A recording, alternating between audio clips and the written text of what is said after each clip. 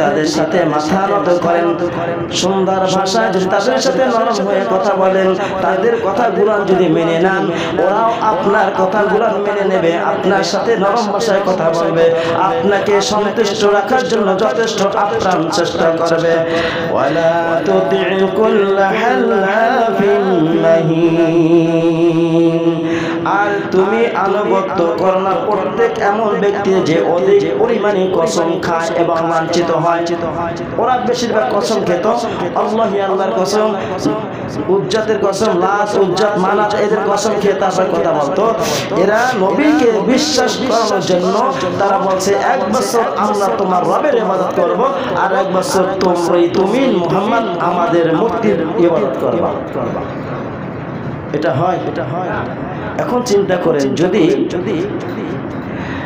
নবী করিম সাল্লাল্লাহু আলাইহি ওয়াসাল্লাম তিনি যদি মেনে নিতেন, আচ্ছা ঠিক আছে আমরা তোমাদের কথা আমি মানব, 1 বছর তোমাদের দেবদেবীর আমি ইবাদত করব, আর 1 বছর তোমরা আমার রবের ইবাদত করবা।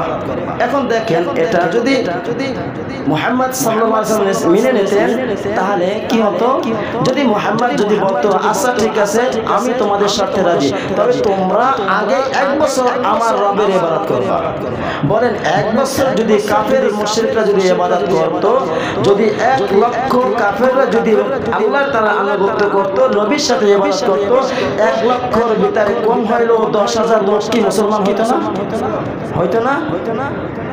তাহলে আল্লাহ তাআলা সবকিছু জানেন, ভবিষ্যতের বাণী খবর কে জানে? মুহাম্মদ জানে, আল্লাহ রাসূল জানে। তার মানে আল্লাহ তাআলা বলেন ওয়ালা তুতি'উ কুল্লা হাল্লাফিন মাহিন, আপনি আনুগত্য করবেন না ওই সমস্ত ব্যক্তিদের যারা কসম খাইয়া কথা বলে। নবী হে, আপনি তো তাদের অন্তরের খবর জানেন না, আমি আল্লাহ তাদের অন্তরের খবর জানি, এজন্য আপনি তাদেরকে জানাইয়া দেন লা আ'বুদু মা তা'বুদুন, আমি তার ইবাদত করি না, তোমরা তার যার ইবাদত করো। এখন এইটা যদি করা হইতো, যদি তাদের মনে যদি বক্রতা থাকতো, একটু গোড়ানি ফিরানি থাকতো, তাহলে মুহাম্মদ সাল্লাল্লাহু আলাইহি ওয়াসাল্লাম যে কোনো একটা সমস্যার সম্মুখীন হতেন, ঠিক না? এই জন্য একটা এক্সাম্পল দিই, হাল চাষ করা লোক রাখিয়া বছরকে লোক রাখিয়া কাজ করা, তাদেরকে বলা যায় হাল চাষ করা যায়, হালুটি বলা হয়, তাই না? হালুটি বলা হয় না, চাষি বলা হয়, চাষি বলা হয় না। এখন এই চাষিকে একজন মালিক রাখছে, তুমি 1 বছর আমার হয়ে কাজ করবা, 1 বছরে 30 মণ 40 মণ না 50 মণ ধান এই কন্ট্রাক্ট করে রাখা হয়।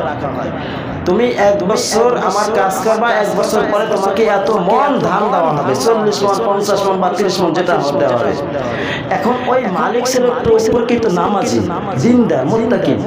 এই যে চাষিকে রাখা হয়েছে হালুটি বলা হয়, এই হাল চাষ করার জন্য রাখা হয়েছে। এই হাল চাষ যে করে চাষি, সে আবার তো নামাজ রোজা করতো না। এখন এই মালিক চিন্তা করলো, এই আমার যে চাষি, আমার এই যে কাজের লোক, একে আমি কিভাবে দিনদার বানাবো, কিভাবে নামাজি বানাবো।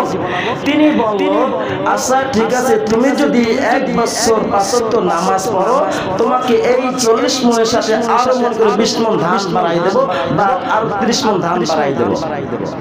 তার ওই ব্যক্তি খুশি হয়ে বলছে যে আচ্ছা ঠিক আছে আমি নামাজ পড়বো, আমি নামাজ পড়বো। ঠিক ওই ব্যক্তি 1 বছর নামাজ পড়ছে। কি বলছে? 1 বছর নামাজ পড়ছে। নামাজ পড়ার পরে তখন তাকে যখন এই চুক্তি যে 1 বছর কাজ করলে 40 মণ 30 মণ ধান দেবে, ওই 30 মণ অথবা 40 মণ ধান দিয়েছে, ওই যে বাড়তি 20 মণ ওইটা দেয় না। এখন ওই কাজের লোক বলছে, চাষি বলতেছে আপনি আমাকে বলছেন বছরে 30 মণ অথবা 40 মণ ধান দিবেন, সেটা দিলেন, কিন্তু আরেকটা যে অফার দিয়েছেন যে আমি যদি 5 ওয়াক্ত নামাজ 1 বছর পড়ি তাহলে আমাকে আপনি আরো 20 মণ ধান দিবেন, তাহলে সেই 20 মণ কোথায়? তখন সে বলল তুমি নামাজ পড়েছো, ইবাদত করেছো, সেটা কি আমার জন্য না রবের জন্য? বলছে রবের জন্য। তাহলে বলছে তুমি যদি রবের জন্য, রবের সন্তুষ্টির জন্য যদি তুমি নামাজ পড়ে থাকো, ইবাদত করে থাকো, তাহলে তুমি আমার কাছে কেন ধান চাচ্ছ? ওই চাষি রাখা বলছে আমার মনে হয় একটু সন্দেহ হয়েছিল, তুমি যে আমার সাথে এরকম একটু ঘুরানি ফিরানি করতে পারো, চাল খেলাইতে পারো, চালাকি করতে পারো, সেই জন্য আমি চাষি, আমি রাখাল নামাজ পড়ছি উজু ছাড়াই। কথা বলেন উজু করতে একটু কষ্ট হইতো না শীত